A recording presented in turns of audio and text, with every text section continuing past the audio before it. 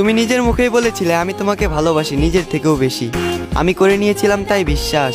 তবে মাঝপথের তোমার পরিবর্তন দেখে আমি হতভম্ব, আমি হতাশ। আজ আমার এটা ভেবে কষ্ট হয়, তোমার দেখানো ভালোবাসা পুরোটাই ছিল তোমার করা অভিনয়। শেষ যেদিন তুমি আমার থেকে শেষবারের মতো বিদায় নিলে, আমি মনের ডাকে চিৎকার করে তোমাকে ডেকেছিলাম, তুমি দাওনি আমার সেই ডাকে সাড়া। মানতে হবে তুমি নিখুঁত একজন অভিনেত্রী, তোমার অভিনয়টা ছিল সেরা।